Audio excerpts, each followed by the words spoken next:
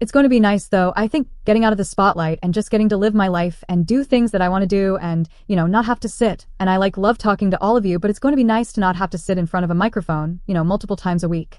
I really appreciate all of you, but it will be nice to kind of get away and relax for a little bit. Look at how happy Caitlin Clark is after escaping the toxic culture, while the WNBA is practically losing its mind over her confirmed massive contract in Europe. I keep getting notification and people commenting under my shorts videos that Caitlin Clark's gone. She's left the WNBA. What is going on? I don't believe that. What was once just a rumor is now cold, hard fact, and it's got the league scrambling so much they even fired Christy Sides from the Indiana Fever. Christy Sides' time as the coach of the Indiana Fever is very likely coming to an end. It looks like they're trying to completely, shut it down.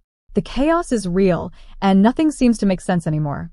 With everything falling apart, there's really no reason for Caitlin to stick around. But what exactly are the details of her new European deal? What's going to happen with her Nike contract tied to the WNBA? And how will all the legal stuff play out? Let's break it all down. There are already so many players heading overseas to play during the offseason. Does she have the build to play in the WNBA? So from day one, it was clear the WNBA should have only one job: build their future around Caitlin Clark. But instead, they've managed to fumble the bag so badly that now Clark's heading to Europe and they're in absolute panic mode because they are about to lose the cash cow of the league. She's just not built for the physicality of this league. Yeah, she's not quick enough to get away from the physicality. If you ask why, then let's talk about Caitlin's rookie season, because calling it amazing doesn't even begin to cover it. She wasn't just good. She was electrifying. Her three-point shots were hitting from another time zone. Her court vision was ridiculous. And fans, they were showing up in droves, packed arenas. People are tuning in. Now, I'm not going to lie to you. I have not tuned in 1 second since Caitlin Clark was eliminated. But that's not unusual for record-breaking TV numbers. The Caitlin Clark effect was in full swing. She single-handedly gave the WNBA a much-needed spotlight, dragging them into relevance, whether they were ready for it or not. She wasn't just some rookie. She was the rookie, the one that could have carried the league to new heights. And what did they do? Absolutely nothing to keep her happy. But yes, she will have a target on her back as well. Behind the scenes, it was a different story. Sure, Clark was boosting the WNBA's ratings. But instead of being treated like the star she is, she was practically getting beaten up on the court every night. Veterans were coming for her. Flagrant fouls were raining down like confetti. And the league? They were sitting there with their popcorn, just watching it all happen. It's like they didn't realize she was their golden goose until, oops, she's out the door. She's been boxed off as she was the main attraction. And there were so many storylines that's been associated with her, most recently the whole thing with her and Cheryl Swoops, even though it really wasn't her. Every time you turned around, there was something that she had to deal with. Now, Caitlin's had enough. She's packing up and heading to Europe, where they'll probably treat her like the basketball royalty she is. Meanwhile, the WNBA is running around like a chicken with its head cut off, wondering how on earth they're going to keep fans interested. ESPN? Oh, they're throwing their own little fit, trying to pretend like they have any say in the matter. Spoiler alert, they don't. Get caught for some technical fouls. She struggled with physical defense. She's faced at the professional level and voiced frustration with the league's officiating. Recently, tell her reporters, quote, "I feel like I'm getting hammered and everybody is physical with me. And opponents get away with things that other people don't get away with." That's what Caitlin Clark said. Clark's done with the disrespect, done with the lack of protection, and done with the WNBA thinking they could coast on her talent without actually supporting her. She's making power moves and honestly, good for her. Let's not forget what she had to deal with during her time in the league. This wasn't your typical rookie roughing up. This was next-level brutality. Every game, it seemed like players were gunning for her, fouling her like it was a contact sport. The referees completely useless. There were times when it looked like Clark was getting tackled, and the refs just stood there like, what? Play on. No wonder she started calling them out in interviews, saying she felt like she was getting hammered out there, and she wasn't exaggerating. I keep getting notification and people commenting under my shorts videos that Caitlin Clark's gone. She's left the WNBA. What is going on? I don't believe that. Instead of stepping in to protect their brightest star, the WNBA let the jealousy of other players run wild. Veterans weren't mentoring Clark. They were taking shots at her, literally. It wasn't about basketball anymore. It was personal. And the league just stood by, twiddling their thumbs. Now they're paying the price. Caitlin Clark is done being their punching bag, and she's taking her talents to Europe where, let's be honest, they'll probably roll out a red carpet for her. This isn't just about Clark playing overseas, though. It's about her demanding the respect she deserves. The WNBA had every opportunity to make her the face of women's basketball, to build their entire brand around her. But instead, they let her get beat up on the court, ignored her value, and now she's gone. And now they're in chaos trying to figure out how to keep people watching without their biggest star. Hey man, your meal ticket is under constant attack. There's been dirty plays all season. ESPN's panicking, too, because guess what? All those viewers they were banking on to boost their ratings? Gone. Just like that. The league's left scratching its head, wondering what went wrong. But the truth is simple. They didn't value Caitlin Clark, and now they're paying the price. Clark's move to Europe isn't just a win for her. It's a wake-up call for the WNBA and ESPN. They took her for granted. And now all they can do is throw a tantrum while watching a player who is supposed to carry their future walk away, leaving them in the dust. Those guys, they're the racists. When really y'all are the racists. The people coming up with excuses to hate Caitlin Clark and the new fan base that she brought.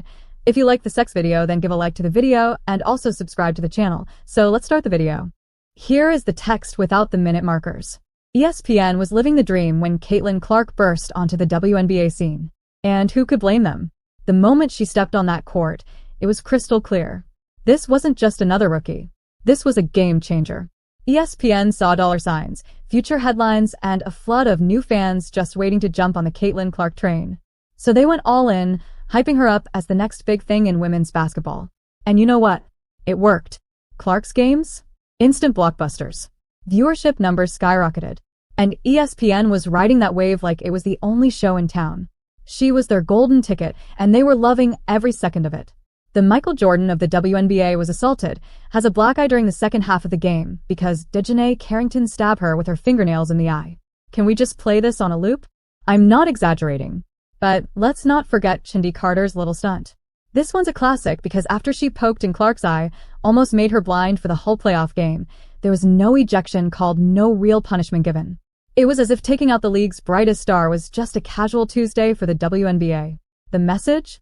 It's open season on Caitlin Clark and nobody's stepping in to stop it. And then all of a sudden your hand turns downwards and straight into the eye of the biggest star in the WNBA.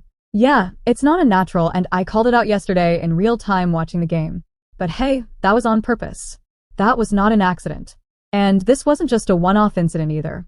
Clark was on the receiving end of 177% of the WNBA's flagrant fouls during her rookie season. Let that sink in for a second. She wasn't just targeted more than anyone else. She was practically a magnet for cheap shots. And 80% of those fouls. Yeah, they came from one team, the Chicago Sky. There's also a stat that came out a few weeks ago that said Caitlin Clark received 17% of the WNBA's flagrant fouls this season. And 80% of those flagrant fouls were committed by the Chicago Sky against Caitlin Clark. Now, this one that we see right here that I believe should have been a flagrant foul was not called that. So there have been cheap shots. There have been hard fouls. There have been other plays that haven't even been called flagrant fouls. Carter's shoulder check was just the start. Players like Diamond DeShields took it even further, running her over in a fit of frustration during a game where the score wasn't even close. Clark got knocked down game after game. And all the while, ESPN stayed silent. No calling out the league. No pushing for better protection. Just business as usual. Milking Clark's popularity while she was out there getting slammed. Let her cook. Y'all stop being petty. Stop being catty. Because she like a double-edged sword. She cutting tail left and right.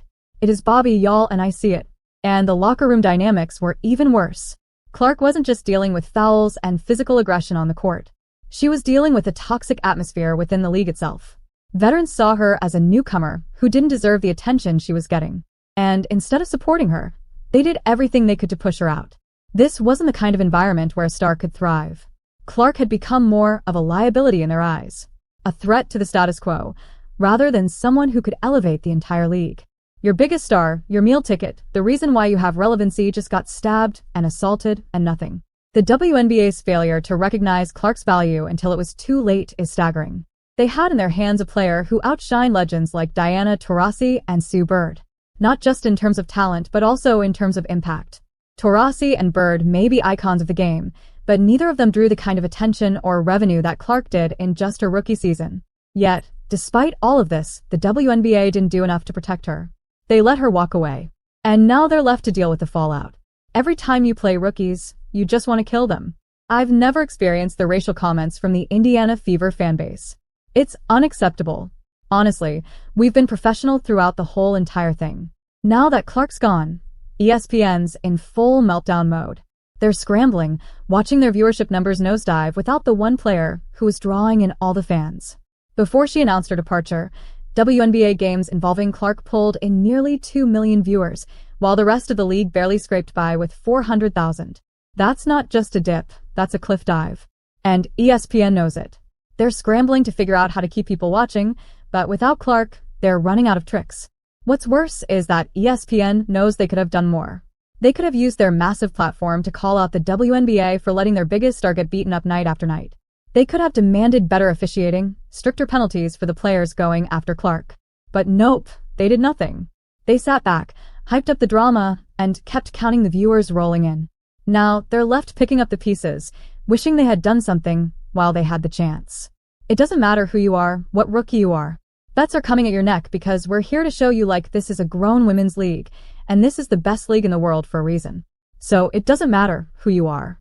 I'll look back in 20 years and be like, yeah, the reason why we're watching women's basketball is not just because of one person. It's because of me too. And I want y'all to realize that.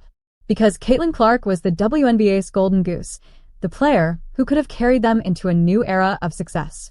Instead, the league allowed petty rivalries, dirty play, and internal politics to push her out the door. And now, as they scramble to figure out what went wrong, the reality is clear. They let their best player walk away without putting up a fight. And they're going to feel the consequences for a long time to come. Thanks for watching. Like this video and subscribe my channel.